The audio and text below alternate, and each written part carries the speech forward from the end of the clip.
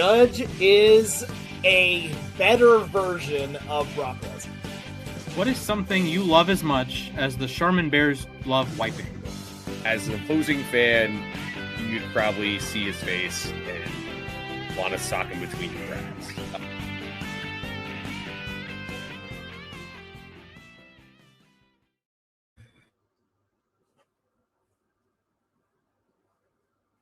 The greatest baseball podcast, 2 grace years. Thank you, Splash, for calling a challenge here. Automatic balls and strikes. Like, good evening again, whether guys. your mic was on. Yes, I hit the unmute button, and I think I accidentally muted myself. I think because when we put on the intro, it automatically mutes us. So I think you just timed it so well that you screwed yourself on it. Yeah. So anyway, welcome to Losses Above Replacement, greatest baseball podcast, 2 grace years. I'm today's host, Mathias Kurosaki, and with me, as always, we have our 2 home plate umpires, Ryan Splash Potts and birthday boy Alex Clark. Happy birthday, Alex! Thank you. Gentlemen, first things first. How are we doing on this fine Wednesday evening? I'm old. I'm 32 are. now, and it feels weird to say that. I actually just went and played golf with some people, and I got paired with some high schoolers that were on their break. And it's weird because I was double their age, and they unironically called me Unk. Oh no! And it was definitely a time here. But no, honestly, we're doing good. Birthday after this, gonna go get ramen with the family, and that sounds didn't good. golf too badly. Got some good shots in there. There you go. Yeah, ramen's a win. How's it going, fellas? The Braves, they had one of the games of all time last night. That fired me up, man. Walt Weiss tackling Jorge Soler. I'm glad Soler's okay. I'm glad Ronaldo's okay. I obviously don't condone fighting, but I do condone Walt Weiss being like a total gangster in that moment. Absolutely. I my favorite part of that. My favorite part of that, though, was Reynaldo Lopez here. He used the baseball in some of his punches, which is the baseball equivalent of bringing out the brass knucks. And I think that is just funny. Soler's wearing a helmet, too. So, yeah. It like kind of balances out. I know some fans are like, well, he's swinging a baseball at him. Isn't that battery? Like, honestly, probably like that. Yeah. That's not cool, Ronaldo. But Soler was wearing a helmet. So it's neither cool. It's not cool at all. And of course, Soler is a Braves legend and has probably the most famous Braves home run since they became the Atlanta freaking Braves. Yeah. Is it that? I think it's on the short list. Something like that. I'd say so. Maybe Andrew Jones hitting a home run at 19 at Yankee Stadium during the World Series. That's all I can think of. Yeah. Yeah, no, that brawl escalated very quickly. That escalated quickly. Yeah, exactly. That got out of hand fast. Yeah, I did not have it on my radar. It's the Angels and the Braves, like 2 teams who play once a year. Yeah. Used to like rarely play, like, I don't know, once every 3 years at best. All of a sudden there was some bad blood brewing. But yeah, that was crazy. I'll say one of the funniest bits of it, though, was after one of the pitches that was thrown, Jorge Soler just stood in the batter's box completely like a stone statue there. And I'm like, okay, hold on. That's actually kind of awesome. Yeah, the aura on that was crazy. And it's like, so for those that didn't watch, Ronaldo wild pitch. So it bounces off the backstop. Heim picks it up, throws it to second. So the broadcast is following the play at second because Heim's trying to throw a runner out.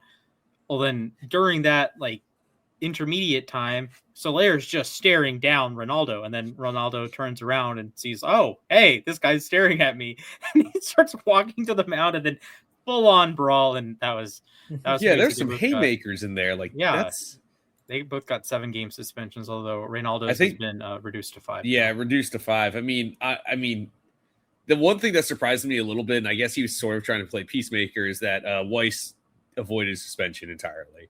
I know that, he was playing peacemaker. He did tackle a guy, but I think that was pretty cool, honestly. To be fair, he did just get a call from the Giants here. I was going to say, New York Giants, I should say, to go play. The New York Giants are supposedly trading Dexter Lawrence, so they could probably use Walt Weiss on their roster. Hey, want you guys to close your eyes and imagine for a moment. Imagine a practice. Daniel Falele at guard, Dexter Lawrence on the other side. Is there a bigger mismatch in the history of any sport than that? Falele versus Dexter Lawrence. Not even. Here's the thing: is I know that there is. I'm just trying to figure out how are we taking a actual sanctioned event, because the Cleveland Spiders did exist. Okay, that's true. Okay, fair enough. But I mean, I'm a big Dexter Lawrence fan, and I'm not a big Falele fan. Of course, watching him for 4 years on my football team try to kill Lamar Jackson, not ideal. No. Dexter Lawrence, I mean, I said he was the best player in the NFL a year ago, so what do I know? Yeah, as an outsider on the New York Giants, I mean, I probably watch more Giants games than like any other team other than my own team, and I'm a Dexter Lawrence guy. To XYZ Ballin, we're sorry we talked about the Giants. XYZ Ballin, do you root for the New York team too? Out of curiosity, I know they hang out sometimes in Totowa. They have the Giant picnic and the Giant relay race. Shout out Mike Francesa. It's interesting, Alex. You mentioned you were getting ramen for dinner tonight. Tomorrow is my sister's birthday. We are also going to have Japanese food. Nice. Because I don't know, that's sort of one of the traditional things we do to celebrate birthdays. Not all the time, but I feel like if we're at home, if it's my parents or someone else, we tend to get Japanese food. My birthday is next weekend, so I'm not sure what I'm gonna get. We'll figure it out. I know what you're gonna get. You're gonna get older. That's what it is. Get what? You're gonna get older. Well, yeah, I am. Yes, exactly. A sign of maybe getting older. I mysteriously got injured on Friday. I don't know what happened. That's the thing is I was on my way out the door to go coach. I was going to swim before I coach, and something tightened up. I'm like, I don't know. I didn't feel anything when I woke up this morning. Like, what the heck could have happened?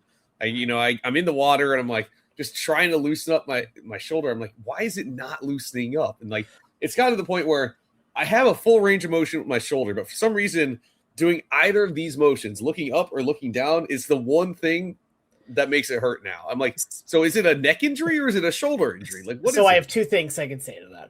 One, I'm so sorry to tell you that you now have Tommy John. Oh, that's the first one. Or if you say it only hurts when you do that, then don't do that. Okay. That's a good idea. Also, by the way, XYZ Ball, and I'm so sorry to tell you this, but you are now banned from the podcast. We wish you well. Man, that's... Friend, go Seahawks. Anyway, speaking of some people who are much younger than us, Konnor Griffin, 19-year-old shortstop for the Pirates, came up and made his major league debut, and even better for him, just signed a 9-year extension worth $140 million, the largest guarantee ever given to a rookie. I mean, I had a feeling they were going to try to make an extension happen. I was not expecting it to be 9 figures. It's also, if I'm not mistaken, the biggest contract in Pirates history, clearing that of Brian Reynolds. Big week for Konnor Griffin. He came up, made his debut, hit an RBI double in his first at-bat. He got 2-run single last night. Overall, he's only 3 for 18, but it feels like he's already made somewhat of an impact on the Pirates. They swept the first series they had with him. So, guys, what's your reaction, A, to Griffin coming up at such a young age, and B, getting this big contract extension? I mean, I'm not surprised at this point, to be brutally honest with you.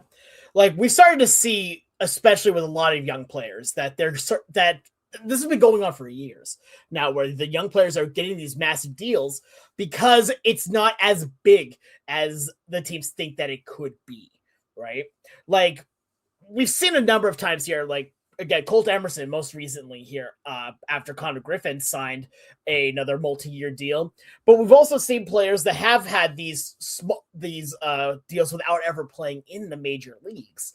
And I'm on the fence about it because the pros are very obvious here, right? If it's a player that you expect is going to be a long-term piece for you and play at a high level, the annual yearly per value is going to be stupidly low for what the player could honestly be worth. However, the flip side of that is, what if they aren't going to live up to that? AKA, I'm sorry, I love this man to death here, but Evan White got the big deal in, it was like without ever playing a major league game, played a grand total of, I think, less than 100 games with Seattle, had multiple hip injuries, and eventually just was gone. And I loved him. I really thought he was going to be good, but then just it became a lot of dead money on the books. And that's the risk that you have to take. And I think right now, if you're the Pirates, you're also very okay with him coming up so early, because you also pretty recently had a young guy come up here to the big leagues and make an immediate impact. I think his name was Paul Scans. Maybe Paul He was Scans. all right. I mean, Something like, Paul Scans came up immediately and basically from day one put his presence out there saying that he is the best out there. Like, it was interesting to see just how immediate his dominance started.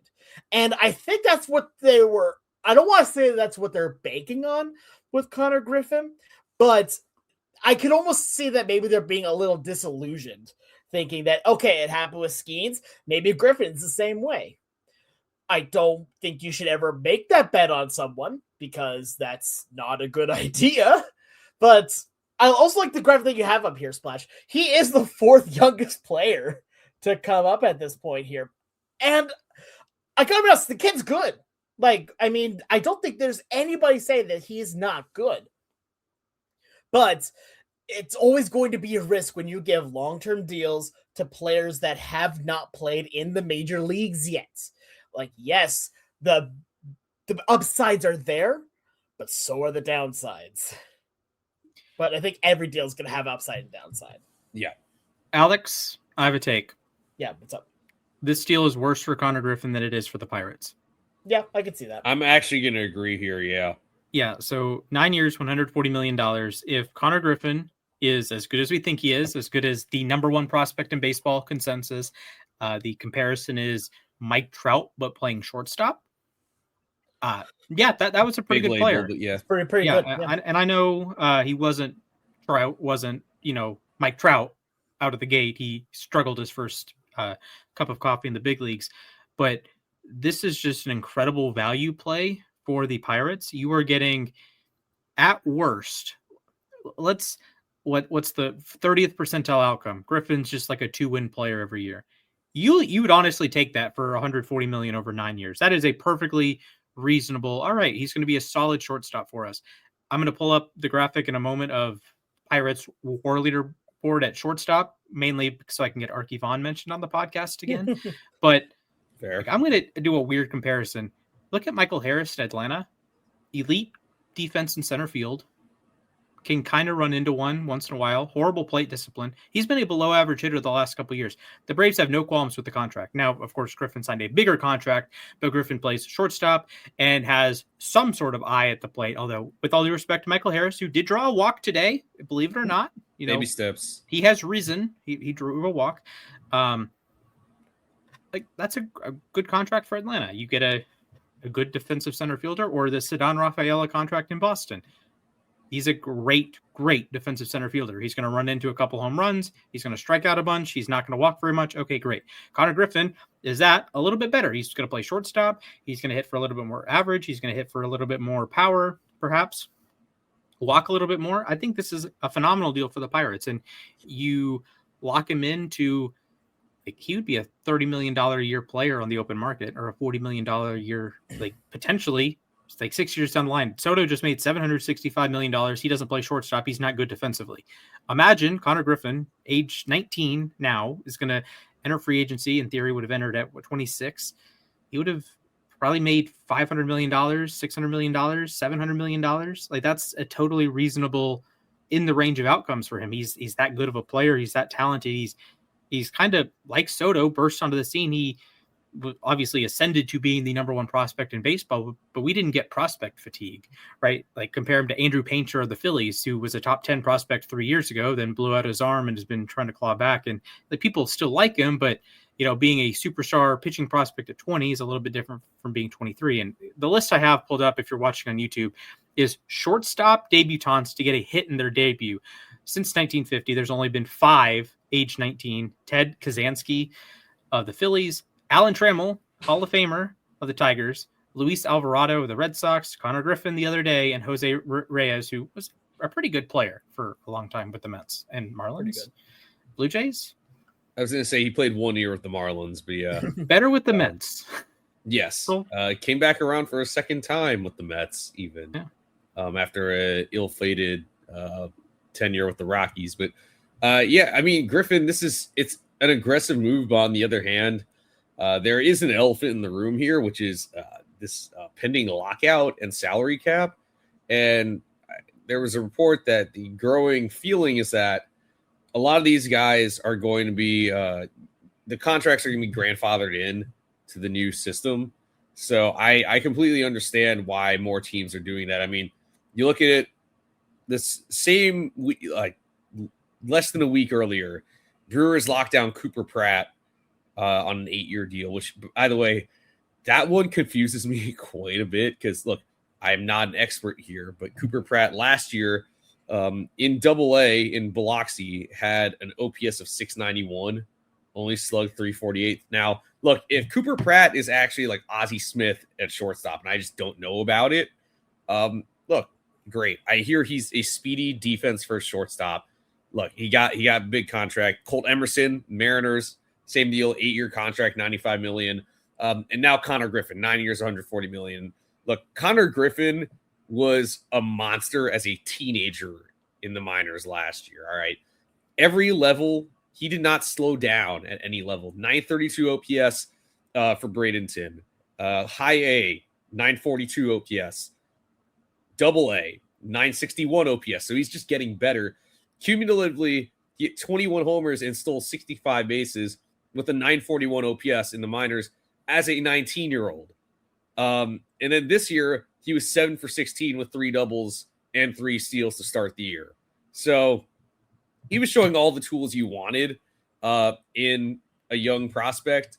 And clearly he was ready to make the jump. Now I understand everyone's like, oh yeah, he's 3 for 18. He can't be that great. Well, I mean, yeah, obviously a 19-year-old isn't going to come up and immediately, turn into Hank Aaron. Like he's a good prospect. If he puts up a 780 OPS, I think that's a win for him this year. He's already proven he's an athletic shortstop too. Already 2 defensive runs saved in 4 games. Like, he's more than just a bat guy. So I think this is the right move for the Pirates. To your point, Splash, about, it's probably a better move for the team than it is for the player. I mean, 100%.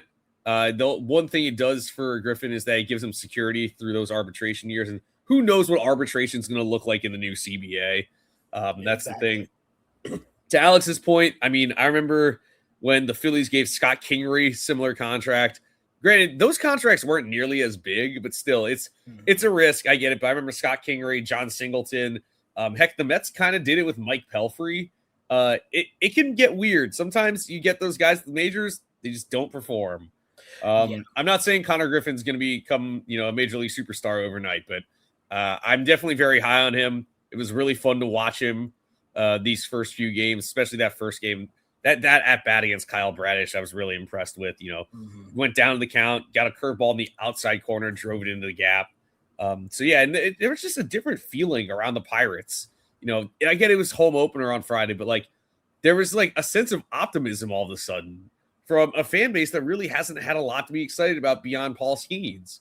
So I'm happy for the city of Pittsburgh. Really, I hope they, obviously, Pittsburgh is a very passionate sports town. They're passionate about the Steelers. They're passionate about the Penguins. They're passionate about the Pirates. They just haven't had enough to get excited about. It's a great baseball city, and they deserve to have a competitive team. Mm-hmm. Absolutely. On top of it, also their stadium is absolutely beautiful there too. I do want to add one thing here because also Splash, I see you want to add something here. Just let me say one thing first here, and that is I'm always going to be a little bit hesitant here, especially after one man that was offered a contract, a early contract, and declined it, opting to bet on himself.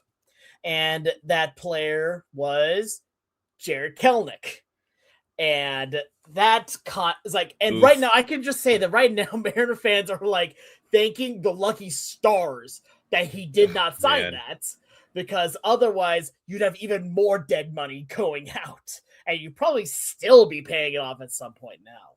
Like, I don't get me wrong, it's a one-off type thing, and there's no way to fully predict what is going to happen. You can say that a player has done well at certain levels, right? Like, again, we see from Konnor Griffin, he has played extremely well at every level that he has been at here.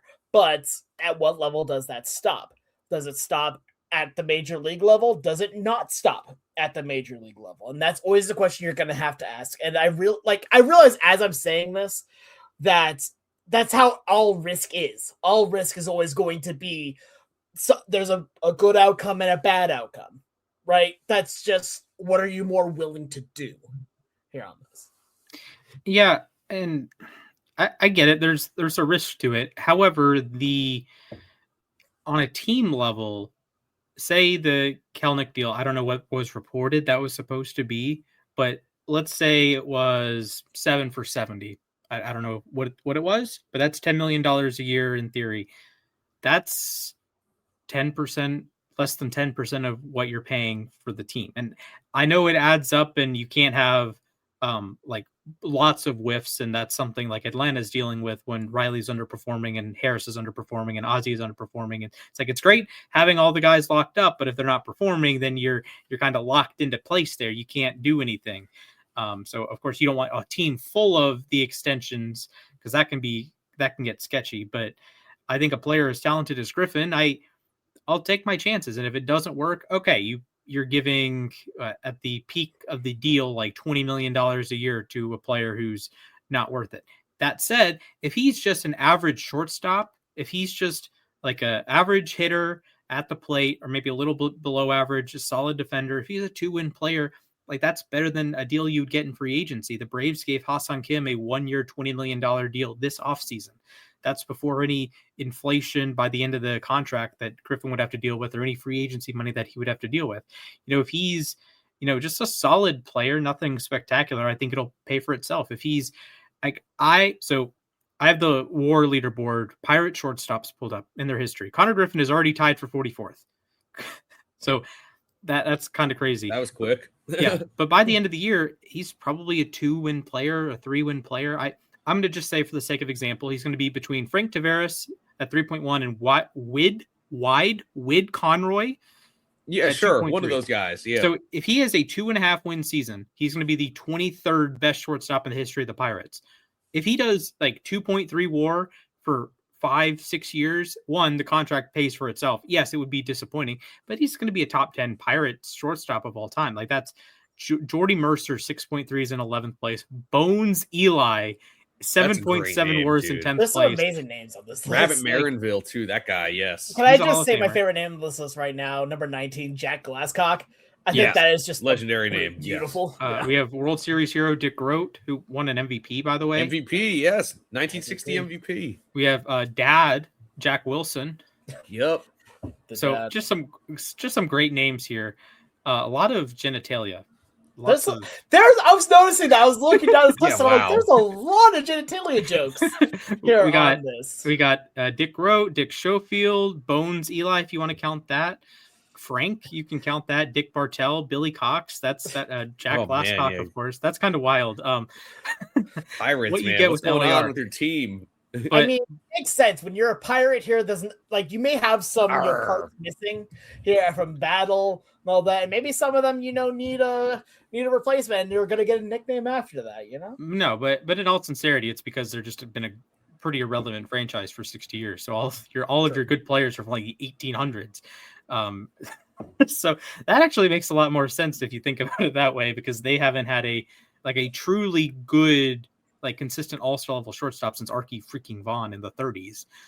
Like, your most WAR by a Pirate shortstop since 1941 is Gene Alley.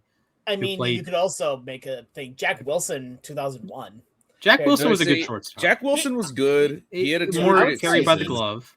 I would say he fits at least in that category. You know, Like a 79 OPS. it's weird plus because for his Jack career. Wilson didn't He win a was Gold solid. Glove, but he did win a Silver Slugger.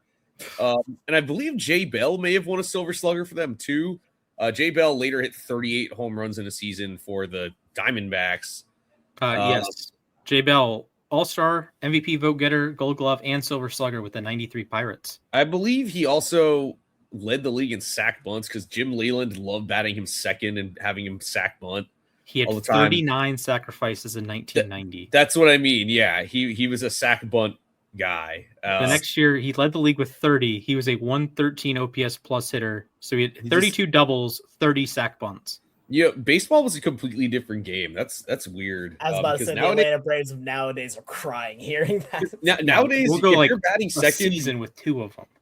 if you're batting second, you're expected to hit 30 homers, not bunt 30 times. What the 30-30 club isn't 30 doubles and 30 sack bunts. I mean, yeah, we can make it that, or 30 sack bunts and 30 hit by pitches. I mean, Ty France.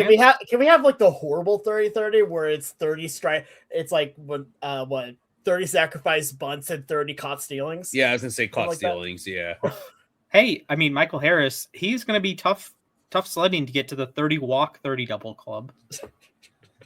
I mean, yeah, anything is possible, I guess. But Anything is possible. anyways, Shout out Archivon. yeah. Let's go to our next segment. Birthday boy, you have a question of the day. So I do have. It's time for the question of the the day. I'm waiting for this. The graphic. All right, gentlemen. I am birthday guy here, so I want to make a birthday type question. What's the best birthday gift that you've ever received? That is a great question.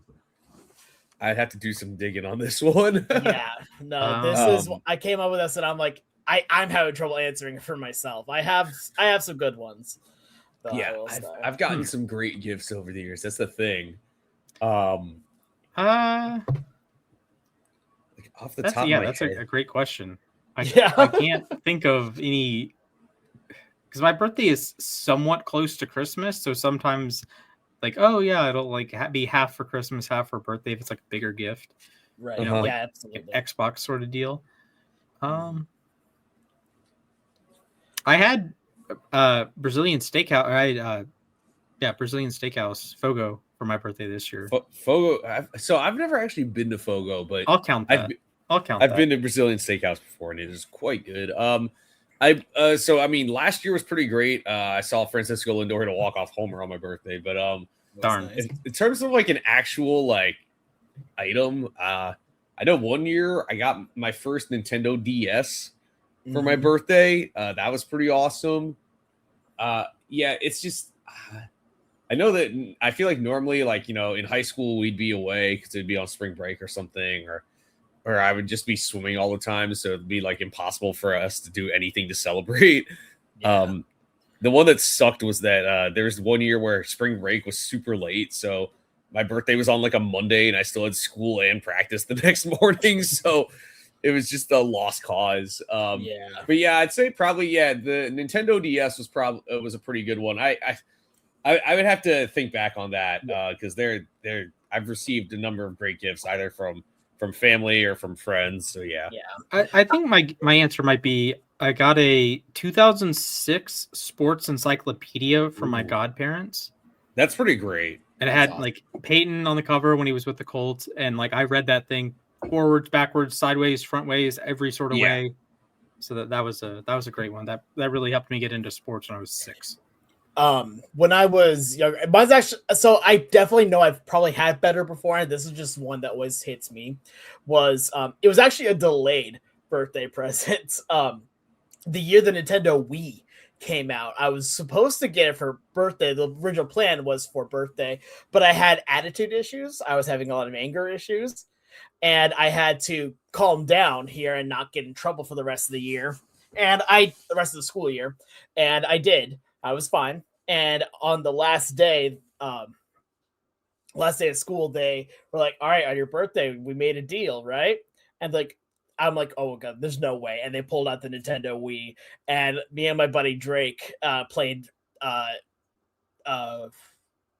Wii Sports for hours and hours and hours. It was an amazing time. Shout out to Drake Baldwin. Dude, Nintendo Wii. I remember when my family got the Nintendo Wii for the first time. It was like revolutionary, man. And we tried so hard to get one. I don't even remember where we ended up getting one from, but like it was just such a game changer. Literally, no pun intended. Yeah. Yeah. Here's the thing, like, even in the year of our Lord, 2026, the Nintendo Wii is still a great console, and Wii Sports is an incredible game itself. Love Wii Sports. So simple yet so much fun. Yeah, right. Like, that's the thing is, I want them to bring back some of the things that they had on Wii Sports. Like, Switch Sports, don't get me wrong, is good. It's fun, yeah. But, like, get back, like, the training games from Wii Sports. Get back, some more of, like, the general feel. Go back to using just Mii's. Like, we don't care about, like, the people weird designs you've had. Like, just keep it simple. Yeah. Yes, and Nintendo, I mean, yeah. Actually, I just got a text from my mom, and that was a much better gift, and I'm so stupid I couldn't even think of it immediately. Getting tickets to Konnor Griffin Jr.'s Hall of Fame. Oh, yeah. No, I am so stupid. How did I forget? Okay, that is a great gift. I mean, that is I think the reason why I kept forgetting about it is because I tried to block a lot of that year out of my mind, because that was a year I was doing some not so great things in school. But no, legitimate. Yeah, no, that absolutely takes the cake. Mom, I know you're watching. Thank you so much. Here, I should have remembered that one. Yeah, I feel like if the Mets are home on my birthday and it's like it was on a weekend, I would try to go to a game. But like that was the tough part, is that in like I've said this before, in high school and middle school, like if it was during the week, forget it. I wasn't celebrating anything until the weekend because I didn't have time. My family didn't have time. But yeah, I remember there was one year, I think 2015, I went to a game on my birthday. In the middle of the Mets 11-game winning streak, and then this last year, I think that was the only other time I've gone to a game on my birthday.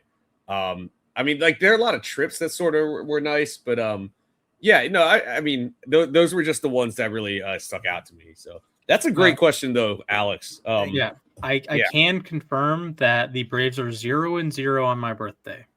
Boy, I wonder why. Officially, they've played some spring training games. Yeah, I think I know the day I was born, either the Mets played a doubleheader or something, or I don't think they played a doubleheader. I just know Robin Ventura hit a grand slam.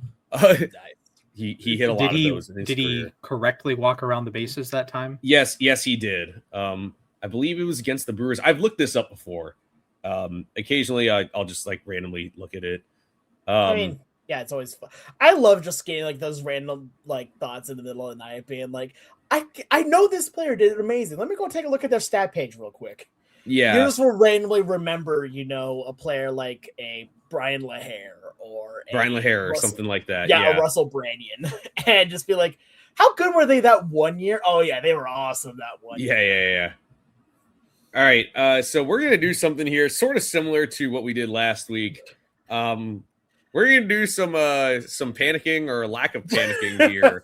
We each have a team and a player that we are sort of hitting the panic button on, and we are going to react to what we think. So let's go Splash here. Why don't you start us? Who are you panicking about? My Pookie Bear, Ronald Acuna. I'm panicking.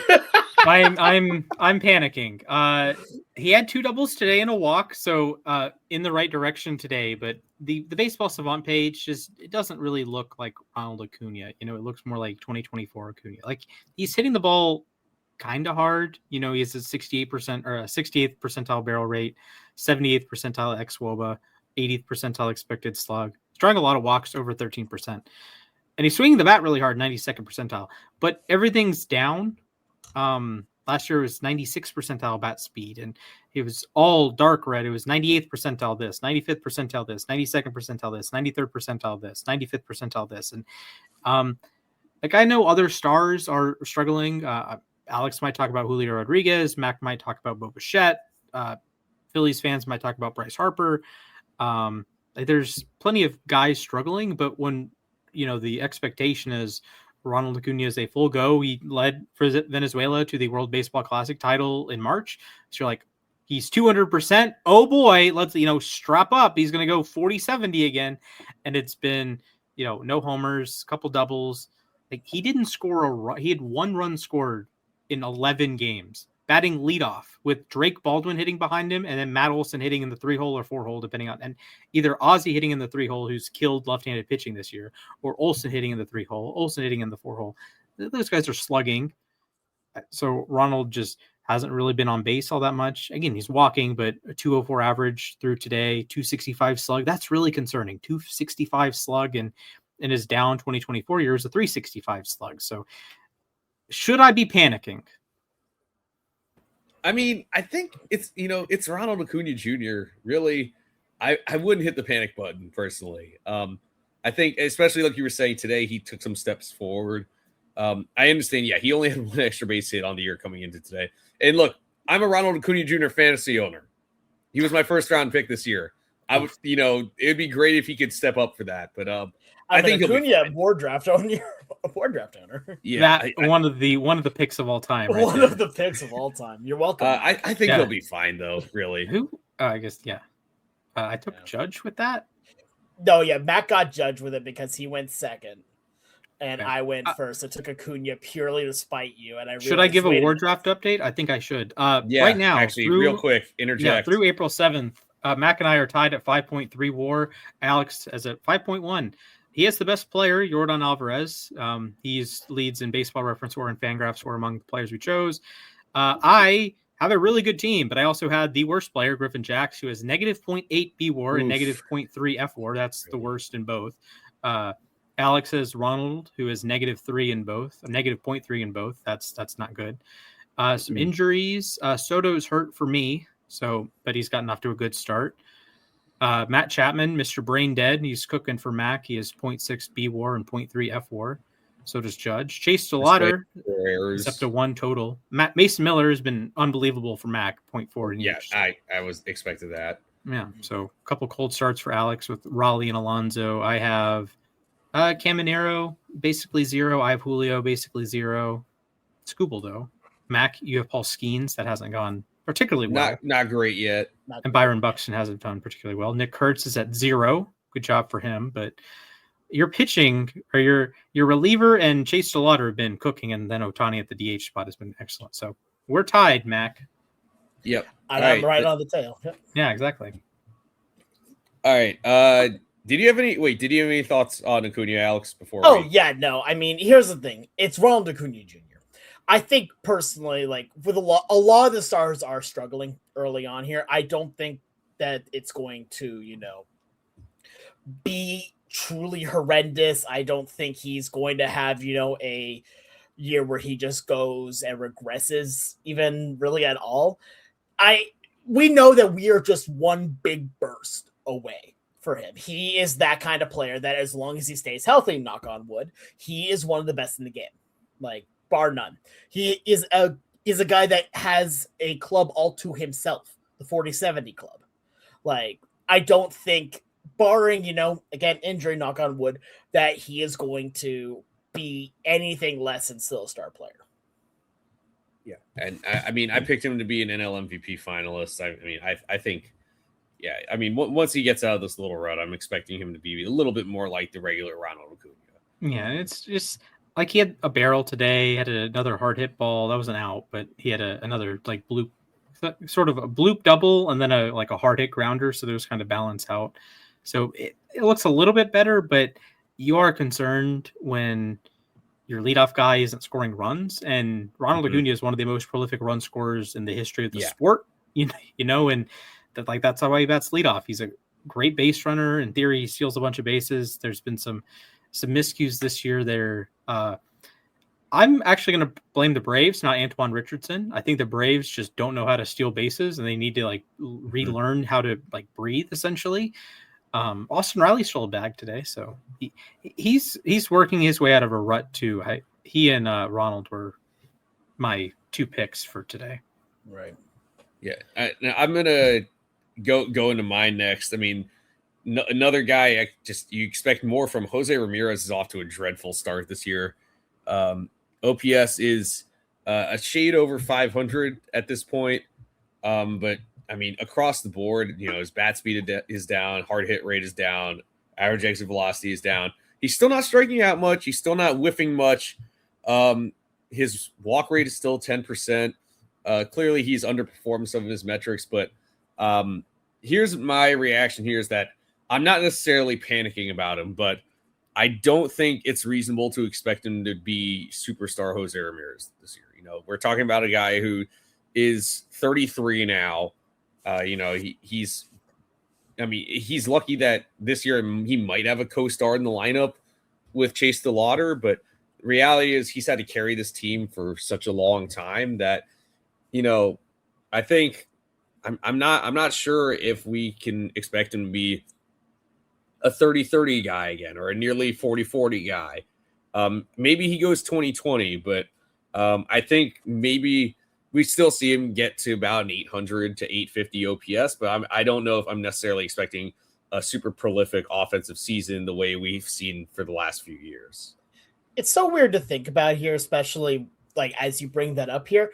There's another player that's in Major League Baseball that is one of the best to ever do it at their position and has started to falter more here after carrying their team for several years. That guy's name is Mike Trout. And there's a lot of similarities between the two when you take a look at the career regression. And I don't want to say that we're not going to see, an incredible year from J-Ram because we've seen what happens when you doubt J-Ram. J-Ram comes back and does amazing things. I will bring up one thing that's kind of, at least it should be said for him. The opening series that he played against was against my Mariners. And the Mariners pitching staff in that opening series was dominant. There was not a whole lot to work with. I believe there was at least one shutout, if not multiple. So, again, we're also still just 15 games into the season right now. So, again, I'm not hitting a full panic, but there are some metrics that do show that maybe this is what we're to expect. But I also know that he's a professional, and there's a reason why he's been at the top of his game for so long. Fellas, I'm not panicking at all. His matchups have been at Seattle in March, at Dodger Stadium in March, home in Cleveland in early April, and home against the Royals in early April. If you went to a lab and said, how can we make it impossible for anyone to hit? You would take the Mariners pitching at T-Mobile Park. You would take the Dodgers pitching at Dodger Stadium, and you would take freezing cold weather in Cleveland against anyone and anyone.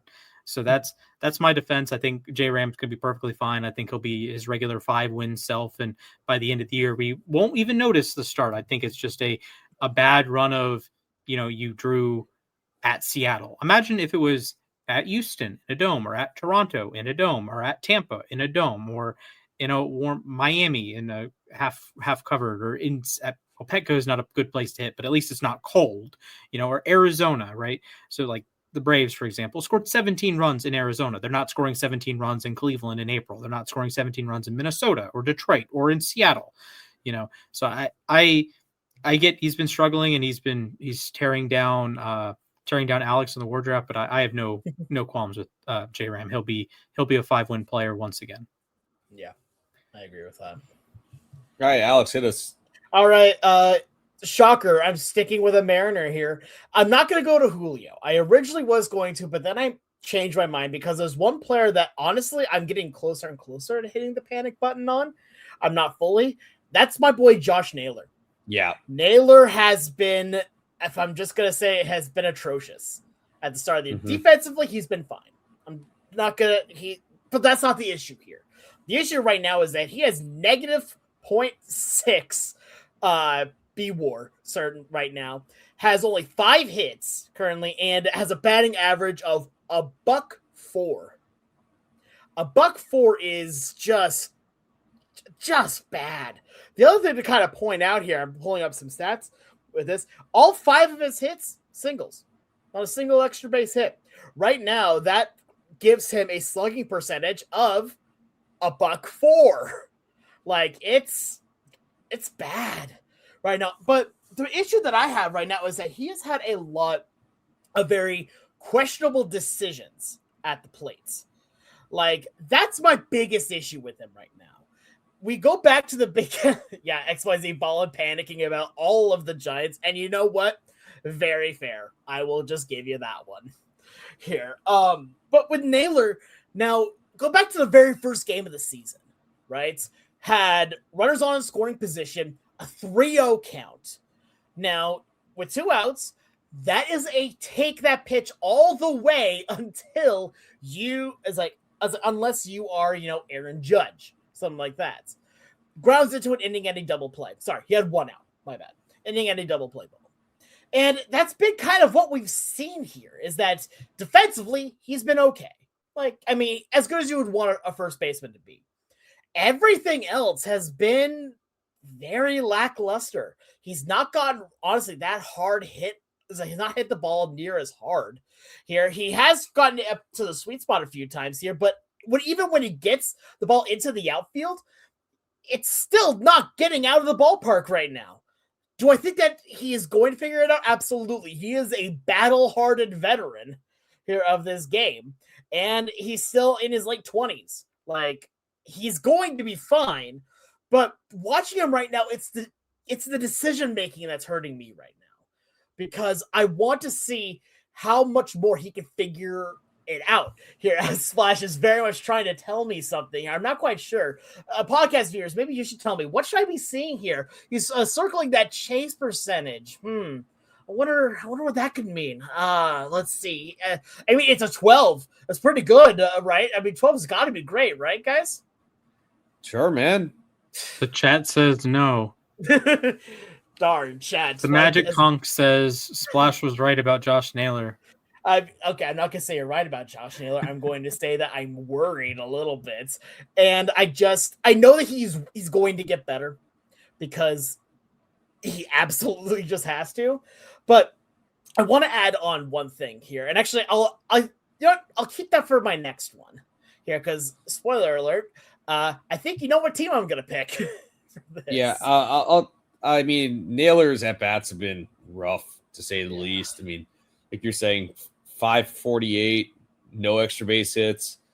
He's drawn some walks, which is acceptable, but yeah, he does not look like himself. I know everyone's been dogging on Julio Rodriguez and Cal Raleigh for their slow starts, but like, those guys at least have shown a little bit of life the last couple of games, last few games. I mean, Cal hit a home run off Jacob deGrom on Monday. He hit an RBI single yesterday. So he obviously has not been great, but it looks like he's slowly coming out of it, like baby steps. And J-Rod got a game tying hit against the Angels on Sunday, but there's just been nothing going for Naylor. I want to believe that this is just, him getting off to a slow start. He kind of had a high chase rate last year, it was 37%, but this is the worst of his career, or tied for the worst of his career. So hopefully he digs out of it. Obviously, he's underperforming some of those metrics, but I understand why you're sort of hitting the panic button. I mean, the Mariners gave this guy a 5-year extension, and he just hasn't done anything with that money. So I kind of understand where you're coming from. Yeah, I'm not fully, like I said, I'm not fully worrying, but I'm definitely like, dude, come on, let's get going. Let's keep it going here. Yeah, I see. Naylor swings a lot, and he makes a lot of contact, so fair enough to him. He whiffs like a league average rate. But when you swing that much, you see it with a certain center fielder in Atlanta, a certain center fielder in Boston, a certain center fielder that plays for the Cubs. When you swing all the time, you have wide variance in what's going on. So the other end of the spectrum, Corey Seager, always awesome when he's on the field. Juan Soto, always awesome. Aaron Judge, strike zone being gigantic notwithstanding, always awesome. When you have great swing decisions, it makes it easier to be good, because you are taking away what the pitcher wants. The pitcher wants you to swing at balls. That is the goal, right? That is why chase is a thing. That's why nasty breaking balls are a thing. The pitcher wants you to swing at those, right? The Mason Miller breaking ball against Geraldo Perdomo. Mason Miller wants you to swing at that. Because you're going to do nothing with it. And that ends up being the problem. When you're running a 40% chase rate, those are not good pitches to hit. Even if you do get a hit, even if it's a good piece of hitting, more times than not, it's not going to be a good piece of hitting. It's hard to get good contact on it. It's hard to barrel it. It's hard to get good swings on it. And you're just kind of like poking it and you're going to, I'll go the other way with it. Well, yeah, there's going to be a defender there if you're not hitting it very hard. And there's something to be said for working good at bats. And, Naylor could work some okay at bats sometimes and draw a couple walks here and there. But when you're swinging at everything, sometimes you just get in a bad rut of, okay, another ground ball to the shortstop, another ground ball to the second baseman. Another pop up on the infield. Another lazy fly ball. When if you're a little bit more selective and you're saying, all right, I don't want to swing at pitches outside of the strike zone, even though I am Josh Naylor, I have a good contact tool. I can hit the baseball. Luis Ariz can fall into the same bucket of just because you can hit it doesn't mean you need to hit it. There's a very like Jose Ramirez, bad ball hitter, he's going to be a Hall of Famer. Vlad Guerrero Sr., bad ball hitter, he's going to be a Hall of Famer. Most players in the Hall of Fame, most players at that talent level aren't in the Hall of Fame because they're bad ball hitters. They're in the Hall of Fame because they took bad balls and walked 1,000 times. And when the ball was in the strike zone, they did their damage. They got their 3,000 hits or 500 home runs. So that's what I'm concerned with Naylor is that I know he always chases a lot and he always tries to bail himself out with the hit tool, but that's just going to reduce your contact. And it's going to be like, those aren't doubles and homers that he's hitting. They're going to be singles that you're chasing out of the strike zone. I'll slap. Okay. You're going to hit 212 on those. Like, yeah, once in a while you'll get a hit, but the other 78% of the time, it's not very good. Right. And that's the issue that you have to kind of figure out here with this. And I've seen with him that he can be patient at the plate. He just needs to be more patient here. Mm-hmm. You can relate, Splash. But no, with how much we talk about, am I going to lose my challenge? You will not. It's like, you got to challenge instantly. Remember, man. Yeah, the challenge. We take a look at the screen and find out that Alex is right. Shout out to Shohei Ohtani confusing his catcher today. Shout out to Jazz Chisholm for challenging when they had no challenges left. Shout out Ronald Acuna for all of his greatness, for his MVP and all of the things. And he's even turning it around. He might be the worst challenger in Major League Baseball. Maybe. Yeah, he's like 1 for 4, and the 3 that he's missed, it's not like clipping the zone. It's like, that was close. These are the entire ball is in the strike zone, buddy. Yeah. Some people are not great at this. I do quickly want to shout out Adrian Del Castillo on the Diamondbacks, who probably had the best challenge I've seen yesterday, where he flipped an inning-ending strikeout into a ball, and then the next pitch hit a 2-run single to tie the game. Like that, that was impressive. Anyway, Alex, tell us what team you're panicking about then. Mariners. What's going on, guys? What's going on? So I want to bring up a couple things here. Obviously, I'm talking about Seattle. They are 4-8. Sorry, 4-9. 4-9. Yeah, after today's game of which you scored 0 runs against the Texas Rangers. And I'm going to show you a couple things here. This is what I am currently worrying about. According to baseballreference.com, you take a look at the entire offense that has gone on with this team. Through right now 452 plate appearances through 13 games, 12 games, according to the website for now. XYZ Ballin. Yep, I gotta tell you, we know. But no, we appreciate you. The total team WAR for Seattle, 1.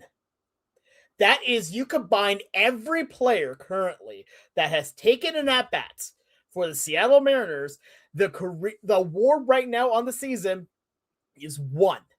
And the biggest people that have helped that are Cole Young, who has a 0.8 WAR, and then on top of him, Brendan Donovan with a 0.6, and Randy Rosarena with a 0.5 WAR.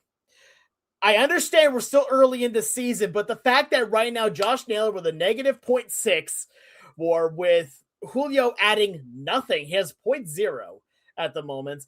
Leo Rivas getting -2 here. Cal Raleigh only being a +2. And also you have Rob Refsnyder now at a -0.3. It's hurting you a lot.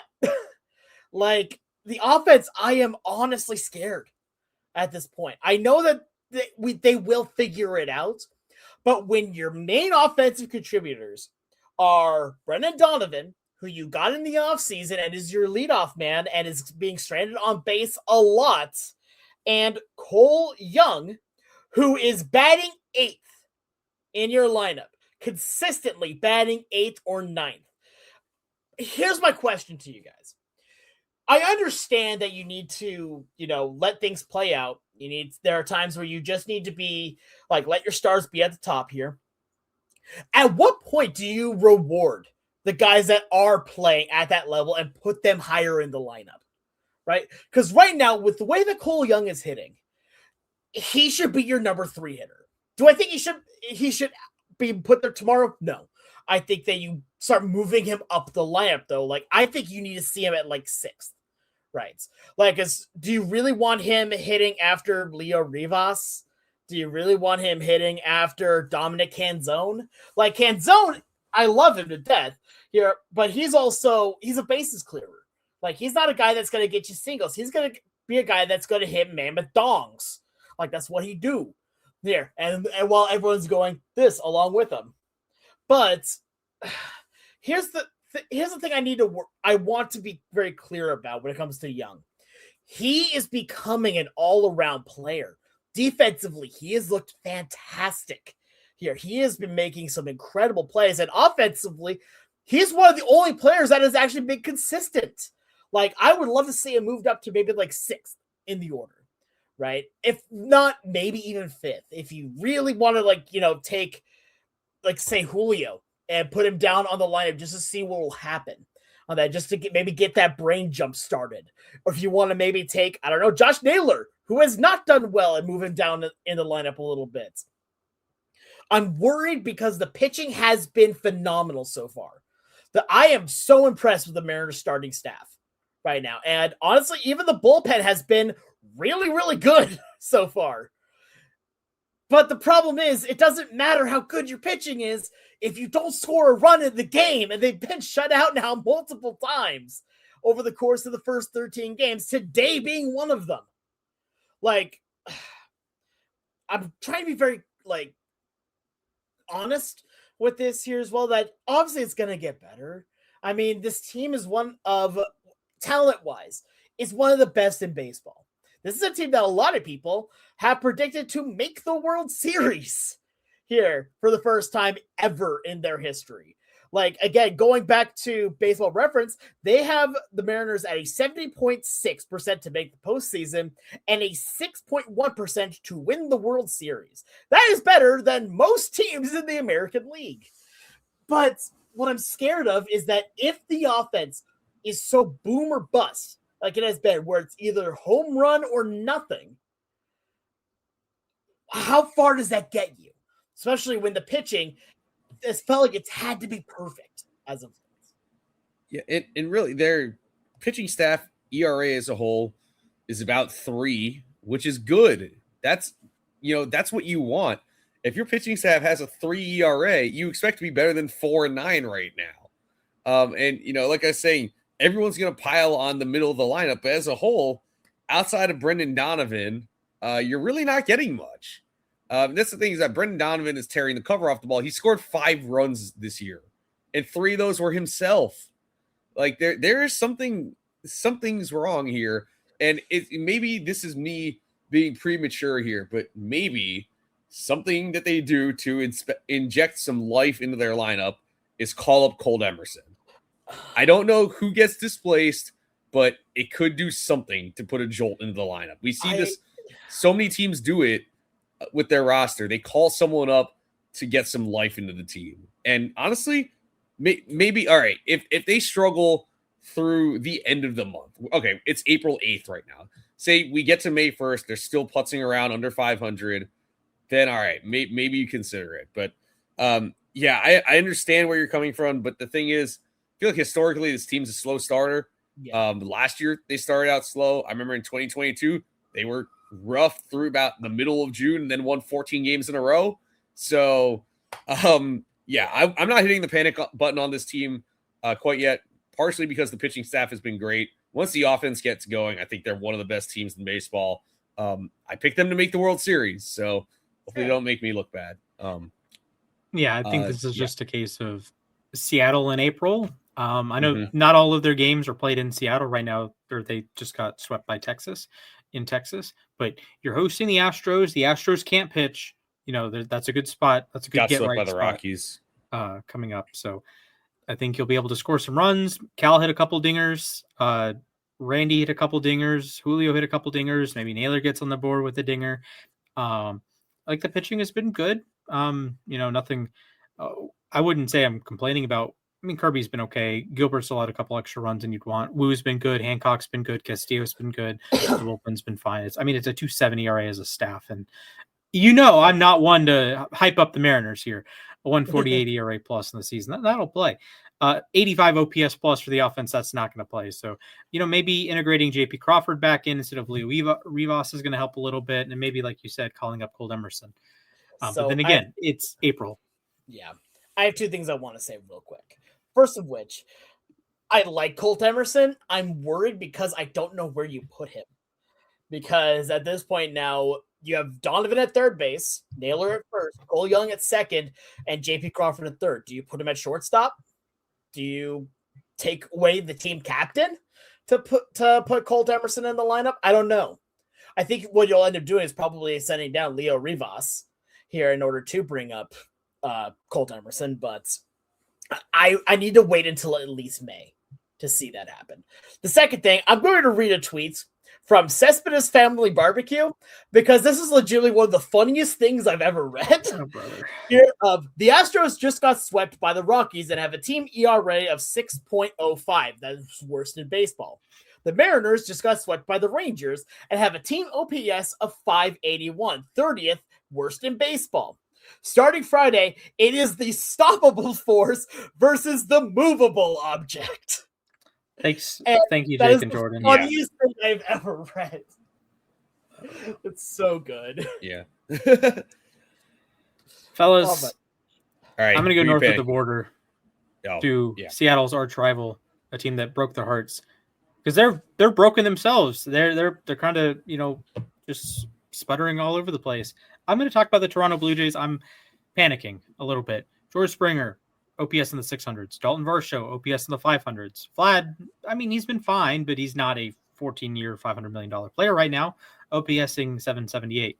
Jesus Sanchez has been fine. Okamoto has been all right. 0 for 4 today, though. Ernie Clement, 619 OPS. That's not going to play. Nathan Lucas, not good. Not good. Andres Jimenez is hitting a little bit. I don't think that's going to continue. Sorry. Alejandro Kirk, he is on the IL. Addison Barger, he is on the IL. Cody Ponce, might be out for the entire season. I don't know. That looked like a very serious injury. Your number 3 starter is 41 years old. Your number 4 starter is Eric Lauer. With all due respect to Eric Lauer, he's not exactly the guy I want as my number 4 starter in a rotation. Gosman's been good. Cease has been good. That's great. How much do you trust Jeff Hoffman? I don't know. So you are looking at a spot, and Savage is out right now. Like I said, Ponce is out. So you're heading into the season. You have 6 starters. 2 have been good. 1 is 41. 1 is really a long man who you're just putting in the rotation, and 2 are injured. And your bullpen, I get it. Louis Varland throws 100. He's been okay. Braden Fisher's been good. Like to see that. Tommy Nance has allowed 5 runs in 5 innings. Fluarte has allowed 3 runs in 6 innings, or 3 runs in 4 innings. Brendan Little, oh God, 10 earned runs in 3 2/3. Negative 1.2 baseball reference war already. Oh man, I feel better about my Griffin Jacks pick now. Woof. But look, I get it. You're going to be competitive with Gossman and Cease, and you still have Vladdy, and you still have good players. It's not like a roster full of bums. Clement has been a great defender. Jimenez has been excellent at the plate for some unknown reason.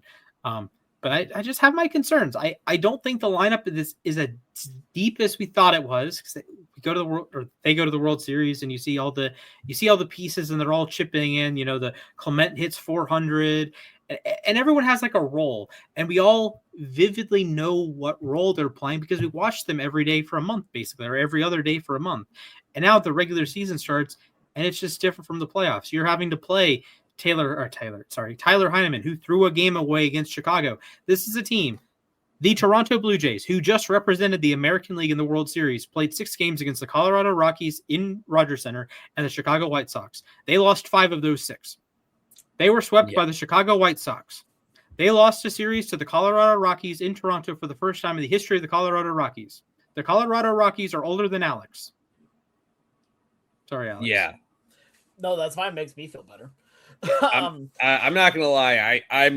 I'm slightly concerned about the Blue Jays. I understand the Dodgers are the Dodgers. They're gonna beat everyone. They didn't just beat the Blue Jays on Monday night. They destroyed them.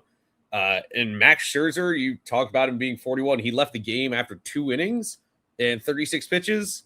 So to pile on there, you're basically relying on Kevin Gausman and Dylan Cease until Trey Savage comes back.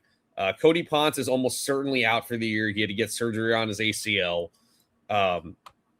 This is a kind of a disaster. That bullpen, not great. I already knew it was a weakness. The fact that they're entering the year again with Jeff Hoffman as the closer, I just don't think he can be trusted there.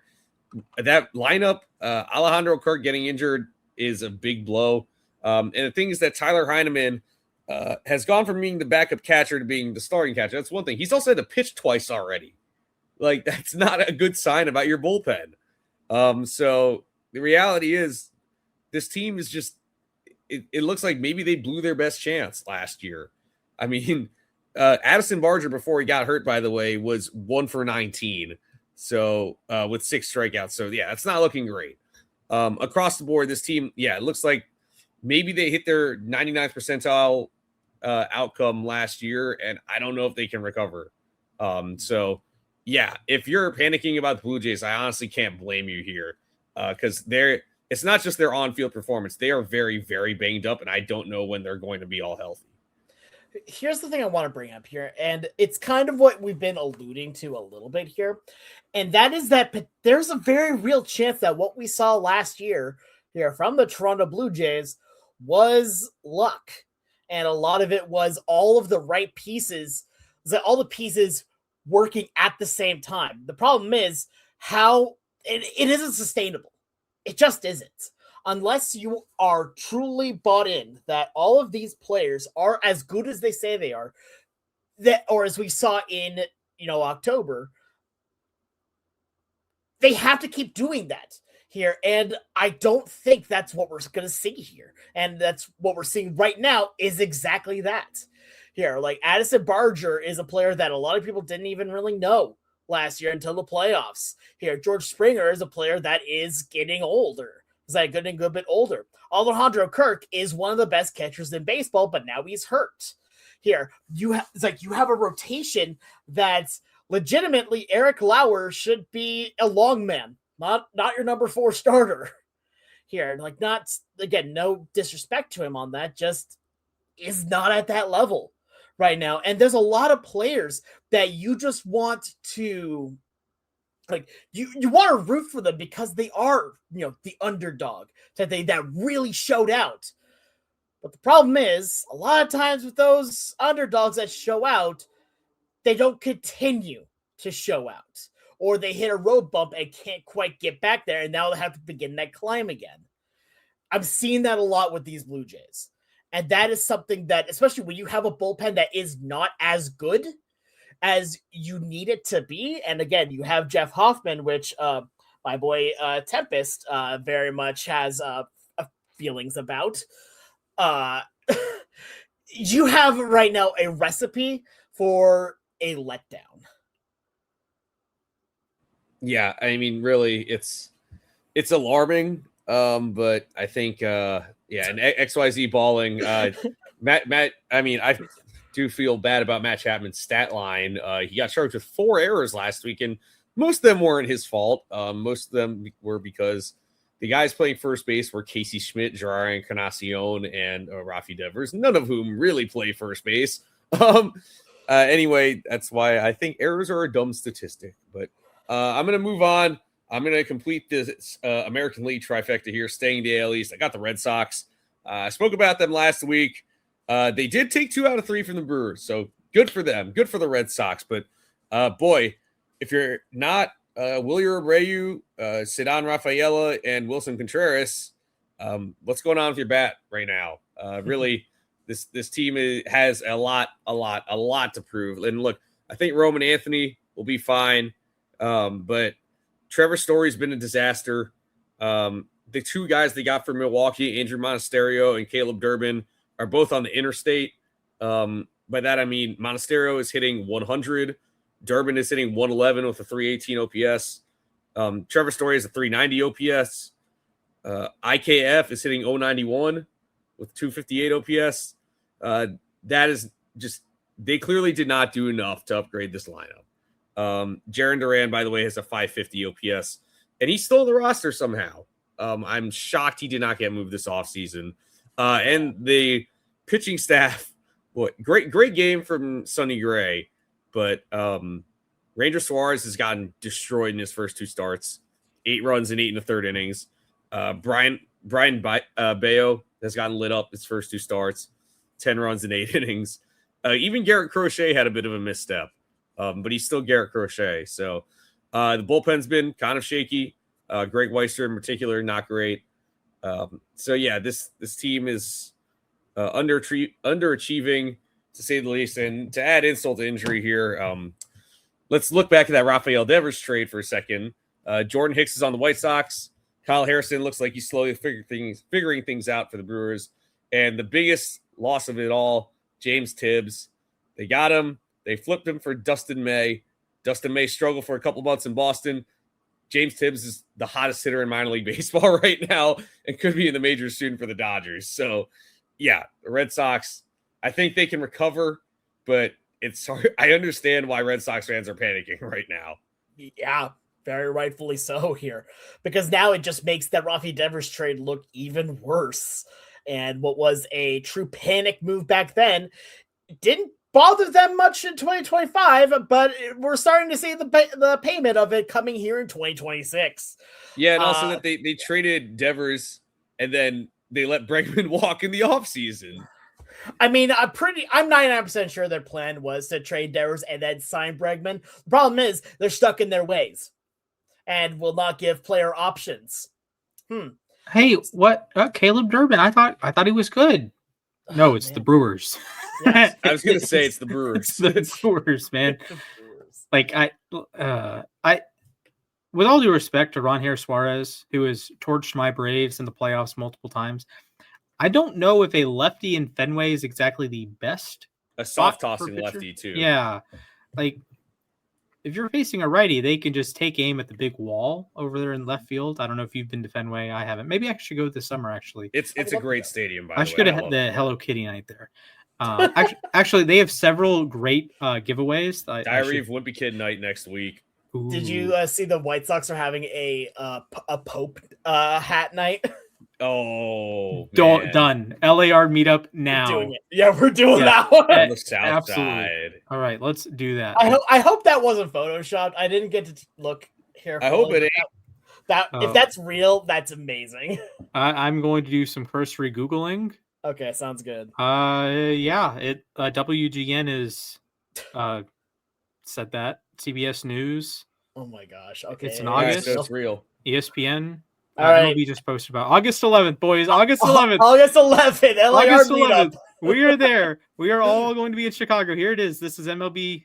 All right, here we go. All right, August 11th, boys, against the Reds. That's brilliant. Like, I don't know how they got permission to do this. Like, did they have to ask people if they could do this? I don't know. Good question. That's amazing. Like, actually, amazing. All right. That's plenty of time for me to save up to go. We're making it work. Making it happen. Oh my goodness. But yeah, I'm worried about Suarez, and I mean Crochet's can be fine, I think, and Grace can be fine. And I'm not too worried about the lineup. I think that was one of the more overblown things because or at least in the offseason, I think that was a little overblown with, they have no power. Yeah, I mean, no one's going to hit 40 home runs, but half the lineup's going to hit 20. Like, there's going to be 6 or 7 guys that are going to hit 20 home runs there or 25 home runs there. So I like Contreras in that ballpark. I like Roman Anthony's a good player. Willie Abreu's breaking out. You're a big Roman Anthony fan. Narvaez had a good season last year. I thought Story would be better this year. Maybe Durbin. I thought Durbin would hit some doubles off the monster and be okay, but that hasn't worked out super well. You have the other young guys. You have Duran. You have Yoshida. Raphael is going to hit some homers and play good defense. He's like -4 defensive runs saved this season, so I don't know what's going on there. But shout out to Joe Adell, by the way. +5 defensive runs saved the one game. That's one of the stats of all time. Sorry, Alex. That was an amazing game to watch. Because honestly, I've said before, right, that one of my favorite games I've ever seen in my life was the Ben Williamson game against the A's, where he won a game with his defense. I saw it again happen now with Joe Adell, where he won a game with his defense. Defense wins championships. That's what I hear. I don't know if the Angels are winning a championship, but Joe Adell wins what games in April.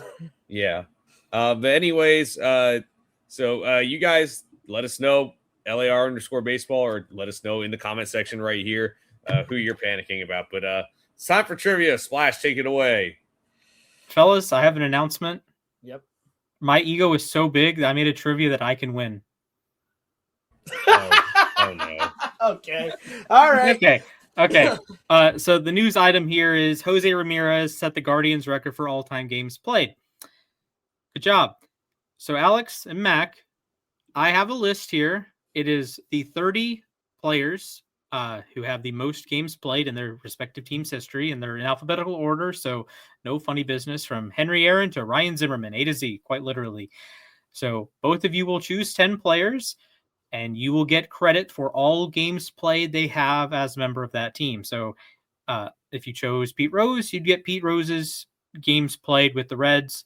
If you chose Zach Wheat, you get Zach Wheat's games played with the Dodgers, only that team. So, for example, Luis Gonzalez does not get Marlins games.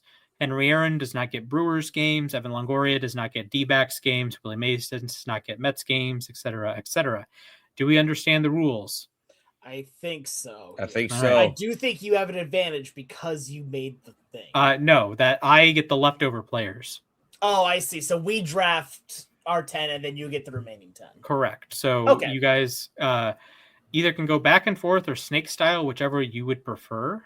Let's just do back and forth. Okay, make life sure. easier. All right. Mac, please choose a number between 1 and 25. 17. All right. Alex? 24. The answer is 22. Alex, you have the first selection. Nice. Let's go. Yeah, I'm going to go with Clemente Wagner for the Pirates. All right. That's crazy. It's tied, to be honest with you. All right. Mac, it is your turn. Going with Henry Aaron. Dude played forever. So my goat. Mm-hmm. All right. Alex. All right. I'm going to go with Tony Gwynn. Tony Gwynn. That's a good one. Mr. Padre. Mac. Give me Ernie Banks. Mr. Cub. All right, Alex. All right, I would be remiss if I did not take Edgar Martinez here. All right. Not Mr. Mariner. Not Mac. Mr. Mariner, it's Alvin Davis. Yes. Willie Mays. Willie Mays, the say hey kid. All right, Alex. All right, give me number 2, Derek Jeter. Number 2. Mr. November. All right, Mac. Okay, give me Carl Yastrzemski. All right, yes. Shout out to his grandson. Also, so on the broadcast, one of the Braves T-backs games, the Braves radio crew figured out how Mike Yastrzemski learned how to spell his last name, and he can spell it to the tune of Mickey Mouse Clubhouse. Yeah, so it's MICKEYMOUSE, but YASTRZEMSKI. Yeah, that was the greatest thing I've ever heard in my entire life. It's pretty great. That's great. Yeah. That's great. All right, Alex. All right, I'm going with one of my favorites here. Give me Cal Ripken Jr. All right. You know he's played a lot of games. The streak. The Iron Man. All right. Okay, let's go with Al Kaline. Al Kaline. 3,000 hit club. All right, Alex.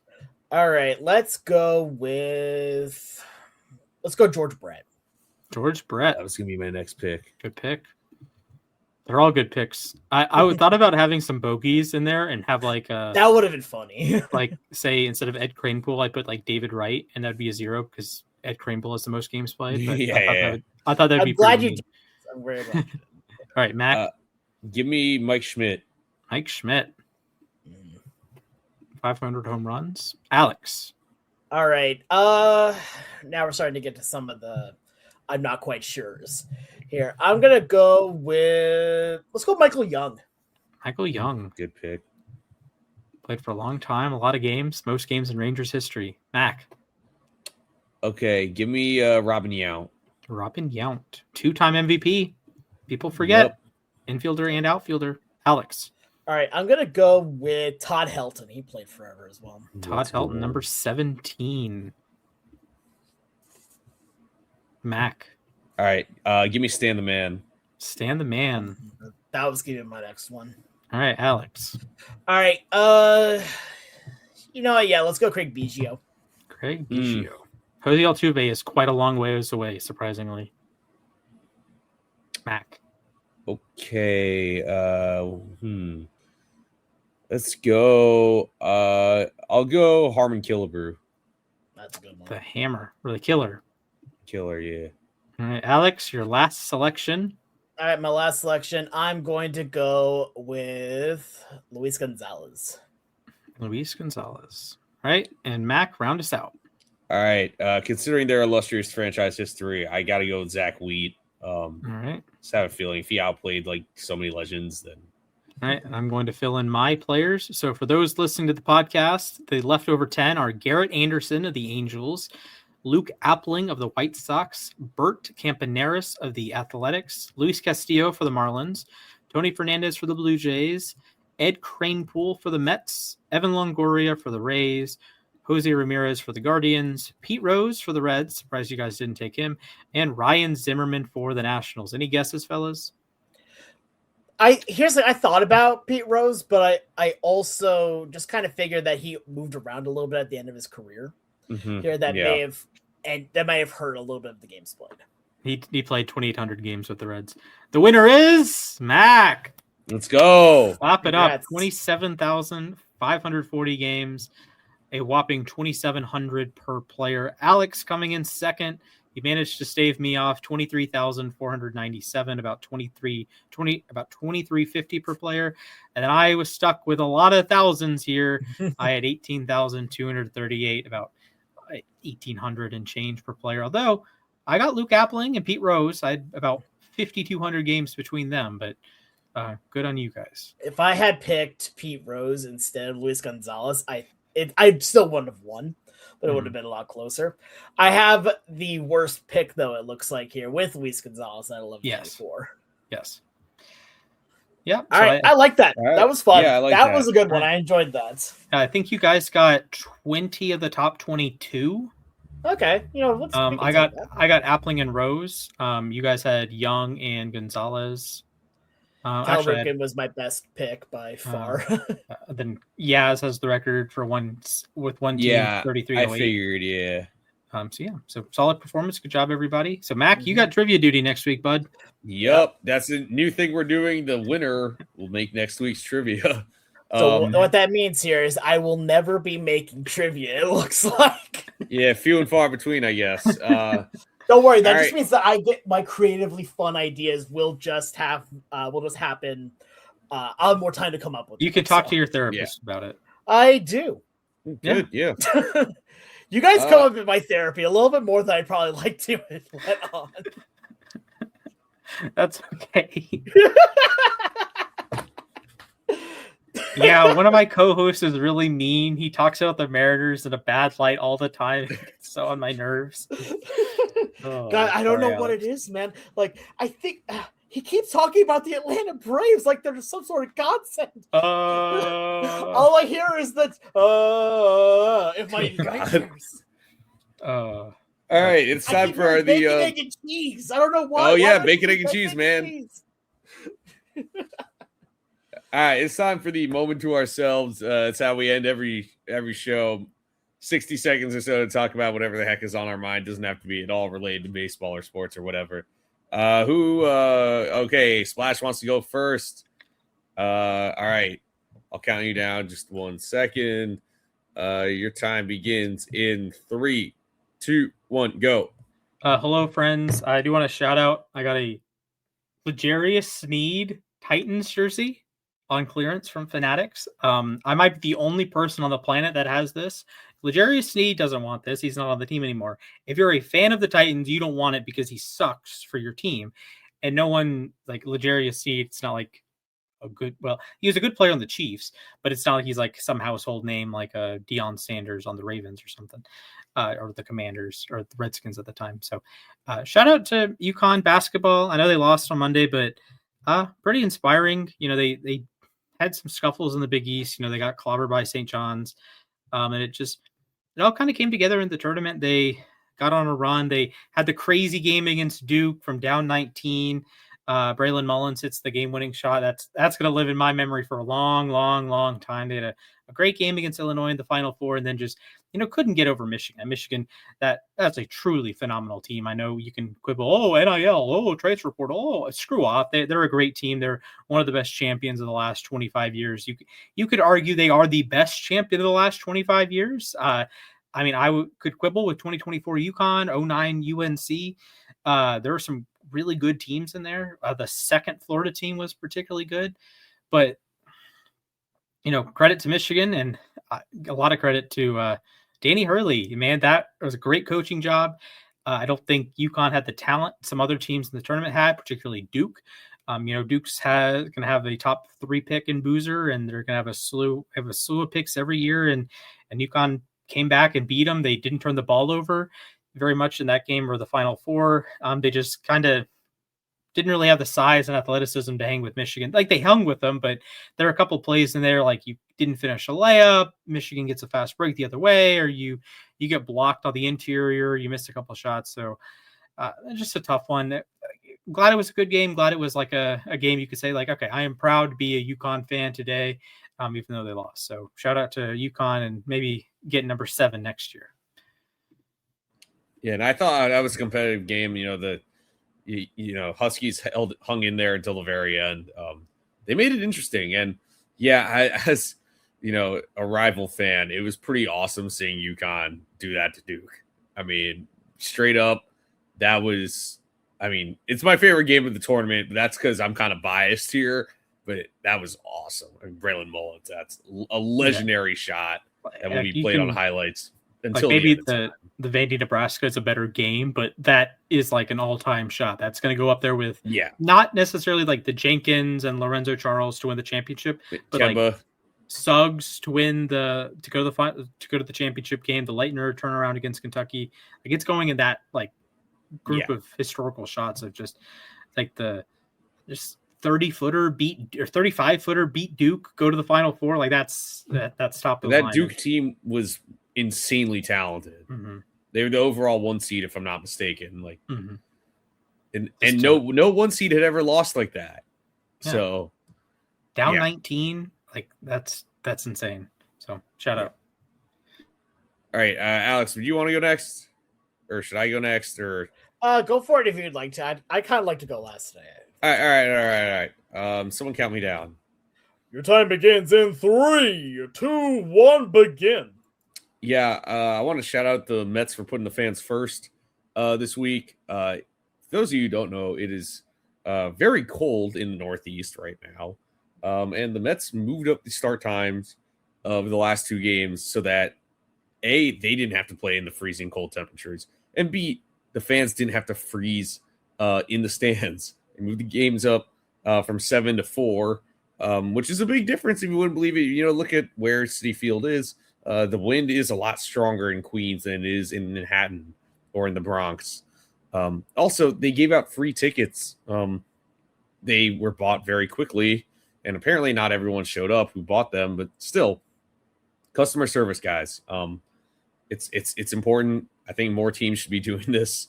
I know a lot of teams in the league did move up their start times, so I appreciate they did that.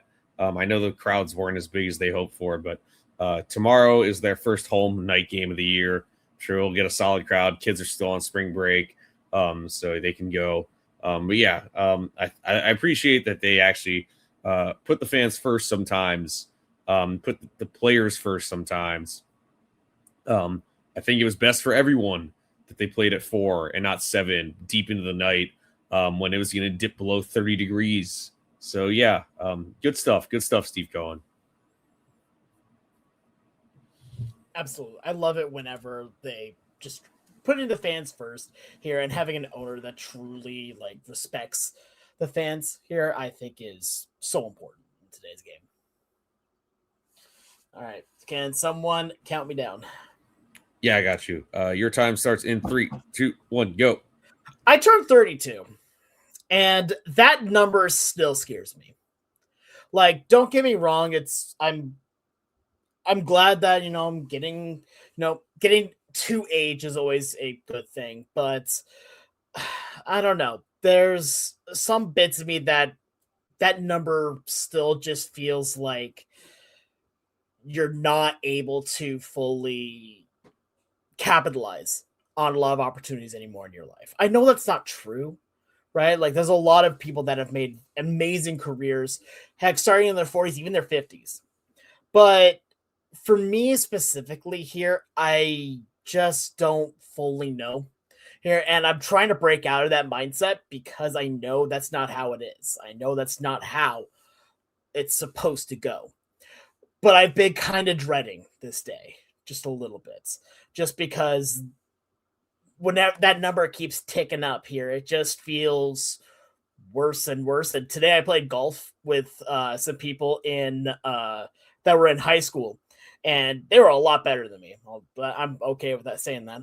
But then I also got called Unk for the first time, and funny enough, that didn't hurt me as much, but because I'm like, okay, I at least knew what it meant here. But I'm happy that I have a good life here, and getting older is a privilege in a lot of areas. But I feel always a little worried that I'm letting it slip by, and I'm trying my best to not let that be the case. Yeah, I mean, I feel, I've had some. I would say I'm younger, but like we are getting to that point where I'm like, wow, this is like every year, like my birthday. Like it's hard to keep track sometimes of how old I'm turning, which is kind of weird. I like, legitimately had that the other day where I forgot how old I was, and I'm like, oh no. Well, yeah, Matt, like that point. Don't you get the cheat code of being born in 2000 though? So yes, yes, but sometimes people will ask me like, "Oh, how old are you?" And then I have to think for a second, like, "Oh, right, yeah." Because like someone asked me, like, actually, it was yesterday. Someone asked me like, how old I was. I was like, "Oh, I'm turning 26 in 11 days or something, 10 days." And it's like, "Oh wow, like that's crazy." And, I mean, I had a moment like this on Monday. I was getting ready. I was setting up for practice, evening practice, and there was one of the coaches who I know pretty well. She was coach when I was on the team. Was talking to another swimmer who a kid who is in her training group. And first cool thing here, he wanted to know if I had gone to his high school because my brother's name is on the school record board there for the diving. But we came to this realization that when I was a senior in high school, this kid was on the team, but he was in one of the 10 and under training groups, and now he's graduating from high school this year. So I was like, damn, that's 8 years ago now. Like that's crazy to me. But yeah, I had that moment. I was like, wow, has it really been that long? Like, yeah. I mean, hey, if it makes you feel better, Alex, the entire AFC North group chat, every time it's someone's birthday, it's just a whole bunch of unks. Like I'm 25, they're like 23 or 27 or whatever random age in the 20s for most of them. Everyone calls each other unk the entire day. It's like happy birthday, unk, happy birthday. I think I figured out a really good way to describe how I'm feeling. There's a short here that the Mariners put out where it was asking what year they were born. Oh my god, yeah, that was hilarious. And whenever it's like there's so many that were born past 2000, and then anyone that where it said they just went 19, it just heard na na na na na na na na. Good job, Alex. You are unk. You are unk. Oh my gosh. That should be my name for next week, is officially unk status. Yeah, I remember, is it during spring training they asked players like, at what age do you officially become unk? And I'm like, honestly, I don't even know. This is the thing is, I'm the youngest in my family, so like I I don't know. I'm never unk compared to them, but like compared to my nephews, I'm literally their uncle, but like, you know what I mean? I was 19 when my oldest nephew was born. Like, I don't know. Anyways, I feel like 40 makes sense. 40, I guess. Yeah. I mean, honestly, it feels like at this point it's just a term to say older. Yeah, like, I was gonna say now it's just like, anything can be unk, and like, I bet they're like teenagers who call probably other teenagers unk, and it's like, come on, man. Can we go back to like, Emperor's New Groove and turn it into Crunk? Because that dude was an absolute baller. Yes, like my goat Crunk. My goat. I'm sure there's first graders that call like their teachers unk, they're like fourth graders unk, fifth graders unk. You would never. I mean, look, growing up, unk was not a phrase for us, I feel like, but you would never catch me calling a teacher unk. We had our own brain rot. Let's not we had different brain rot. We had okay, unk. We had so many others. Do you guys remember Okay Boomer? Oh yeah, of course I do. Yeah. Oh my god. Okay. Anyways, let's end the podcast. That's our program for today. Make sure to follow all of us on Twitter at Mr. Splashman19 for Splash, at the Sports Guy 242 for Alex, and then at Mathias_A_K for myself. Collectively, you can follow us at LAR_baseball on Twitter and Instagram. Oh, also hi Gigi. Make sure to like and subscribe to us on YouTube. Leave us a comment. Maybe you're panicking about something completely different. Maybe you're really optimistic about something. Follow us on Spotify or Apple Podcasts or wherever you're listening. Give us a 5-star review. Tell us what you like. Tell us something you really don't like. But for all of us at LAR, thank you all for listening. Stay safe, and I hope to see you all real soon. Thank you. Go crazy, folks!